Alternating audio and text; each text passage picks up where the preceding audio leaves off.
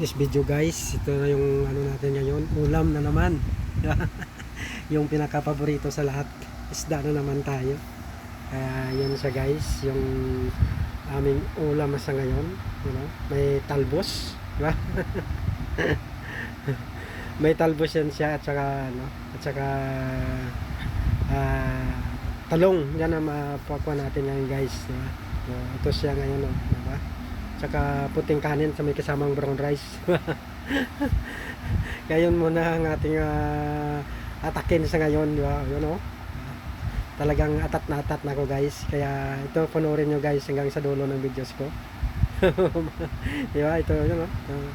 Ako paborito kong mga ganito mga pagkain. Hindi ko lang sure sa inyo, di ba? Kung paborito nyo rin ito. Sa mga mahilig sa mga tulad kong pagkain, ako sabi ko sa inyo guys, sulit na sulit ka pa dito. Tapos maganda pa yung effect sa ating kalusugan, di ba?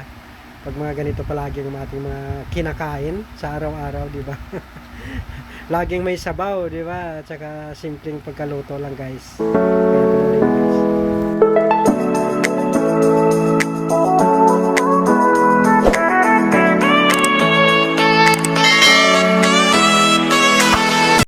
Happy Sunday, welcome to my channel. Yeah. ba. Ito sa guys, magluluto tayo ngayon. Ito yung aming na bili lang sa palengke, di ba? Ito na naman sa ating pinaka-paborito, talong at saka talbos ng kamote, di ba? Yan. O nagpakula ako ng tubig guys, yan so. Yan, tubig guys. Isang basot kalahati, di ba? O pinagsama-sama ko na, hinalo ko na lahat. Pakulaan natin yan, kamatis, sibuyas, luya. Pantanggal lang isa din ng luya eh. O, takpan muna natin siya guys, at saka pakulaan muna natin, di ba? Yes, ito na siya guys. Kalimutan ko pala asin, lagyan muna natin ng kunting asin. Mamaya na natin titimplahan yan. Pakulaan muna natin itong ating sabaw, di ba? Walang gisa-gisa yan, kaya mas mainam yan guys sa ating kalusugan, di ba? O ito na siya, di ba? Kumukulo na yung ating tubig. Pwede na ilagay natin yung yung talong muna, kasi yung talong kasi minsan medyo mas mabilis kasi yung isda mamaya madurog yung isda, di ba? Talong muna, pakuluan muna natin yung konti yung talong. Saka natin isunod yung atin na isda, di ba? Takpan muna natin siya guys. Mga 1 minute lang yun, pwede na yun. O, ito na siya guys, yun, o. Kasi ilagay na natin yung ating isda. Di ba? Yung isda natin. Halo-halo yan yung isda natin guys. Puro isdang bato yan siya. Yan, hindi ko masyadong kilala din yung iba. Basta tatlong klaseng isda yan, halo-halo siya. Yun, o, di ba? Puro isdang bato yan. Kaya tatlong klase. Pinaghalo-halo na natin, di ba? Kaya yun muna ang atin ngayon yung ulam, di ba? Sulit na sulit naman yung sabaw nito guys. Oh, di ba? Ito na sa guys, oh. Kulong-kulo na. Pero ano pa natin yan? Pailingan pa natin. Tikman muna natin kasi kunti lang yung asin natin ilalagay sa una eh. Para ano natin kung talagang tamang-tama lang yung pagkatimpla, di ba? O, lagyan natin yung bitsin, kunting bitsin, di mawala yung natin, basta't kunti lang bitsin, di ba? Wala na tayong ibang lagay, yung pamintang pino. Di na natin lalagyan yan ng ng magic, di ba? Bitsin lang muna guys tayo.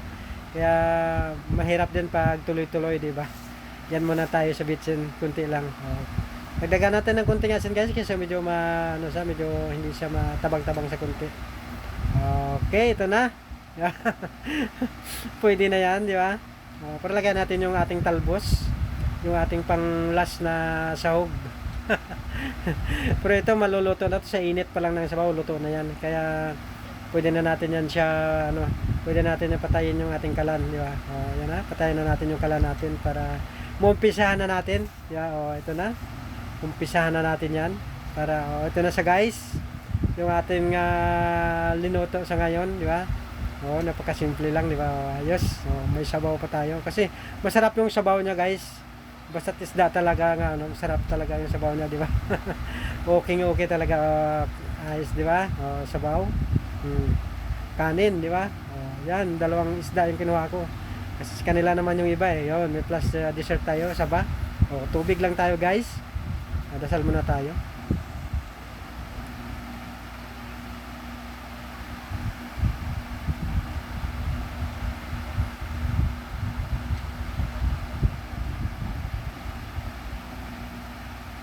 ito na, nagpasalamat na tayo kay God, di ba? Kasi simple lang yung pagkain natin, kailangan lang tayo magpapasalamat, di ba? Para tuloy-tuloy yung grasyang dumarating sa atin. O ito sa guys, umpisa na natin to. Ano pa hinihintay natin? Gutom na rin ako. Ano pa? Ito na. Sabaw muna ba? O, di ba? Itong klaseng isda, parang hindi ko, ano, kung saan unahin ko, di ba? Kasi parehong masarap itong mga isda ito guys eh. Yung sabaw niya. Yan ang mga hinahabol ko kasi mga isda mga tulad nito.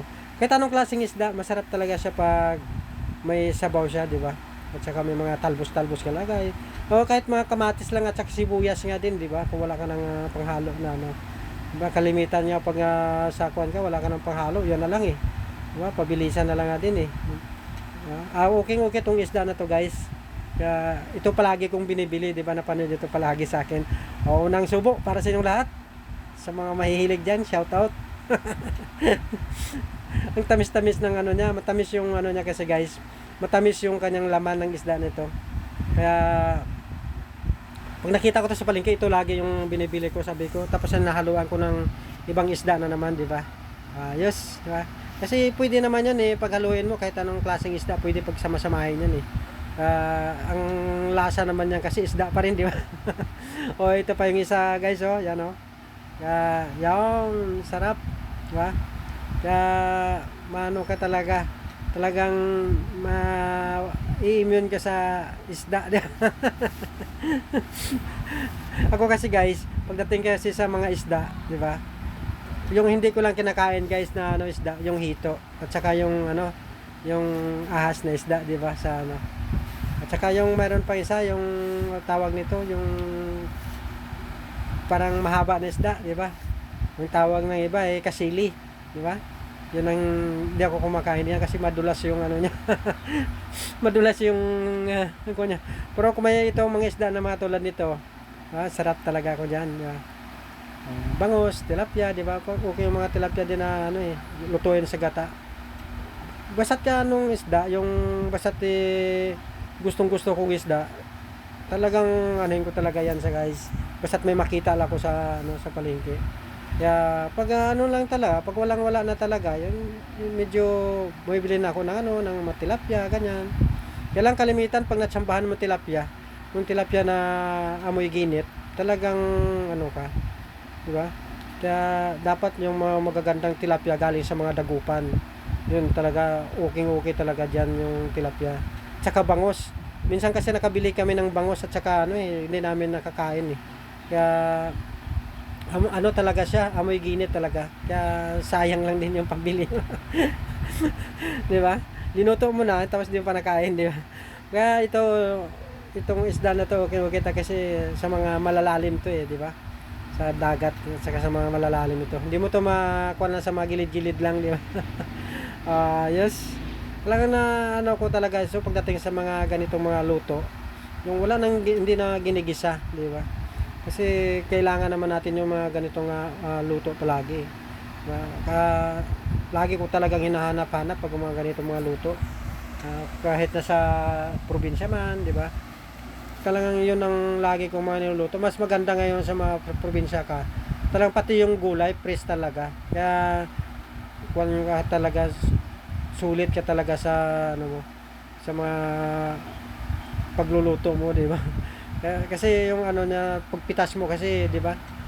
Lulutuin mo. Ito kasi mga kuha natin dito eh, mga ilang araw na to na ano eh, ba?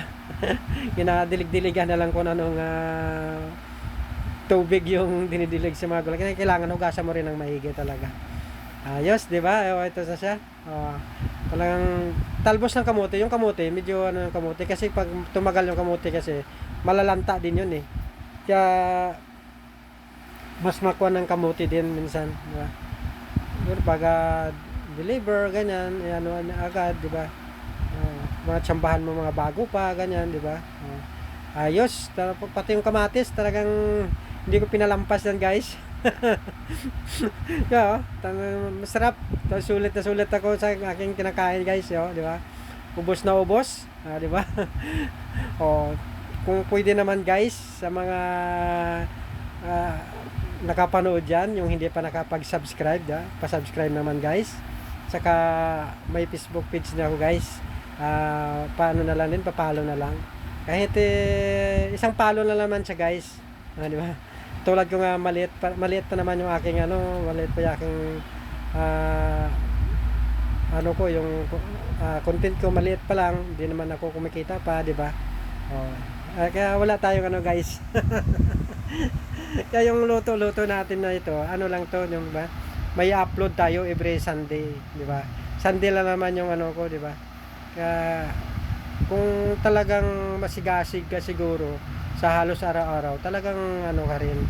Talagang kikita ka rin, di ba? Tulad yung ginagawa na iba, di ba? Tapos may viral ka. Talagang ka talaga. Talagang ipo-force mo talaga na Kaya lang siyempre, di po naman sigurado talaga. Kaya hindi mo talaga pwede iwanan din yung may trabaho ka, di ba? Kasi di ba? Ay kung may trabaho ka, sigurado sure na sure talaga 'yon. Yung pagba-vlog kasi minsan paswertihan din 'yon. Pag siniwerte ka, siyempre 'yon. Ay may kita ka. Pero kapag hindi ka siniwerte, talagang ka, di ba? Tulad na iba na kwan talaga sila. Kilalang kilala na at saka tayo kasi kwan pa tayo ngayon eh. Di ba? Oo, di ba guys? Ubos na. Ayos. Talagang sulit na sulit yung kain ko na naman ngayong tanghali na to. Di ba? Talagang sa sabaw pa lang talagang ubos na ubos ko talaga. Pero ito sa guys, yun. Talagang sinimot ko pa. Talagang masarap talaga yung lasa ng isda eh. Subukan nyo magluto ng mga ganito lang ang mga luto guys. Di ba? Talagang kuwan ka talaga. Sa may mga medyo may edad na at saka mga ito magandang luto guys sa mga ganito. Yung mag-edad na mga 70, di ba? 70, 60 pataas, di ba? Ito ang magandang luto guys sa isda. Di ba? Wala na siyang mantika. Kasi kalimitan kasi na talaga eh. Di ba? Ito, di ba? Simot na simot talaga. Ha? Pero bago ang lahat guys, tayo tayo mag-dessert muna, di ba? Pati dessert ko, di ba? Saba. Talagang lagi niyo ito nakikita guys. Sa Facebook page ko laging almusal ko ganyan, saging na saba, di ba? Minsan nga tanghalian ko yan ang nakain ko di ba? Merienda ko sapon yan pa rin. Ito na sa guys. Bago tayo magpaalam sa inyong lahat, magtubig muna tayo. Di ba? Papakuan tayo. Tubig muna tayo para bumaba yung kinain, di ba? Ako ay magpapaalam na. God bless you all sa lahat. Maraming salamat. Bye-bye.